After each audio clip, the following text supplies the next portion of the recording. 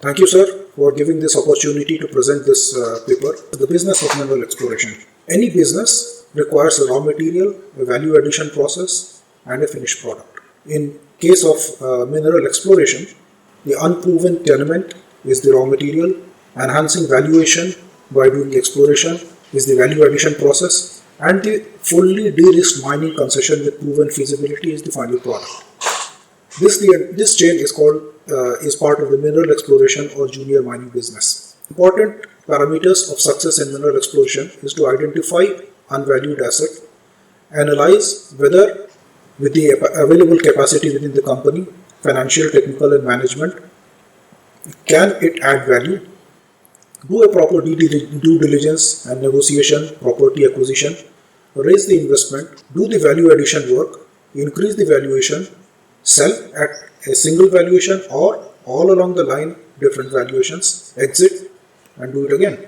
I'll not go into the too much detail because the time available is very limited, but what I'll focus in the present talk is the regulatory framework that is required to nurture the business of mineral exploration.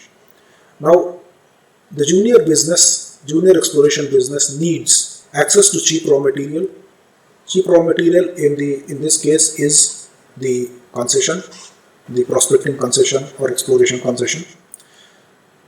So a junior requires right to choose area, quick and transparent processing of application, access to map and historical data.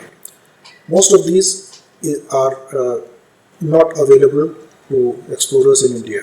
So the suggestions for the government today is that juniors should be permitted to secure any area in the country and not wait for auctions. For the areas that have not been drilled by the government, zero base value can be assigned for the auctions. Ideal would be to do away with auctions altogether, but since the government insists on having auctions, so this is a way around, probably a middle ground, that zero base value can be assigned to areas that have not been drilled by the government. Then allow single bid permitting at base value.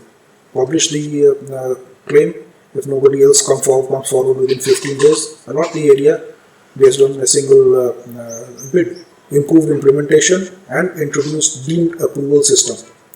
A junior does not want to go to the government again and again for seeking approval for every step of the exploration. So as much as possible, embed the approvals within the exploration concessions. The second thing the juniors are not well financed, or they don't come in with a huge balance sheet kitty in their back pocket.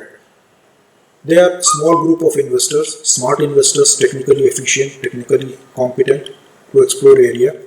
They raise finances as they go forward. So the right to raise financing is required, is essential for junior exploration business. So the finance is raised by selling of shares, selling of devalued shares, splits and consolidations, hedging and pledging, renting, leasing or collateralization of leases, and NSR deals. There's huge restrictions within the Indian jurisdiction for raising exploration capital. We need to remove the restrictive provisions of Rule 12 and Rule 24, remove requirement for government concurrence before share sales or royalty sales, treat all licenses as property that can be freely traded. Then junior businesses need predictable tax, permitting and regulatory framework, which is predictable progression to mining rights, environment forest clearance rights and water rights, stable taxation, import, export and repatriation policies. Now Indian laws are restrictive in these sense also. So Indian mining taxation, industry taxation is amongst the highest in the world. We need to make this competitive, ensure a stable tax regime, do not change every year. Introduce transparent online permitting, remove personal discretion. In many cases, very similar applications, one has been rejected, one has been approved. This discretion needs to go. Now, why someone would invest in junior exploration business? It is a fairly risky business, so only investors that can be lured into this business by the expectation of windfall profits.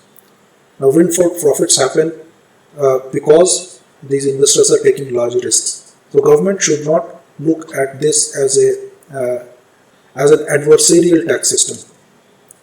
Be open that 1000% profits is common in junior industry and permit smart businesses to succeed.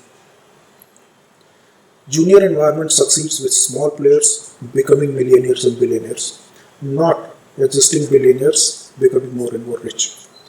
Create a level playing field for people who are smart, who are technically competent, and have the ability to raise finance, not having finance in their pocket, to be able to come in and explore. Junior businesses need the right to innovate. At the moment, there are restrictions on utilizing innovative technologies within India and innovating financial solutions within India. The right to sell the product is extremely important, not only for juniors but for any business. So the product that juniors can sell are the exploration properties and mining rights. So these should be allowed. Trading of these should be allowed for juniors to come. A very important thing is that there are 3 or 4 exchanges worldwide which are popular among juniors that allow high risk or ventures companies to be listed on them. These are the TSX Ventures or Alternative Investment Market in London. Investors in these markets know and they want to invest in high risk properties. Permitted. And then there should be a right to fail. Why does it make sense to nurture exploration business? Lots of exploration provides product diversification and mineral conservation. An innovative explorer will look for different minerals on their property because every mineral adds value to the overall valuation of the company. It will provide sustained mineral supply and de-risk projects for major miners. This will provide a raw material, so continuous raw material stream for large mining companies to buy these projects from the juniors and take it forward to mining. Very importantly, this avoids taxpayer investment in high-risk exploration business. Why should public fund be utilized for such a high-risk venture? And public servants are inherently not trained to take high risks. They take low-risk decisions, whereas entrepreneurs can take high-risk decisions. Especially in the base metals and precious metal space, greenfield to production percentage conversions is in single digits. That also means that on macroeconomic scale of the country, more money gets invested in mineral exploration than will ever be repatriated. It makes perfect sense to make this space extremely open and easy. Also, this will lead to strategic independence, having mineral inventory, mineral resources that can be scaled up for production. Thank you so much.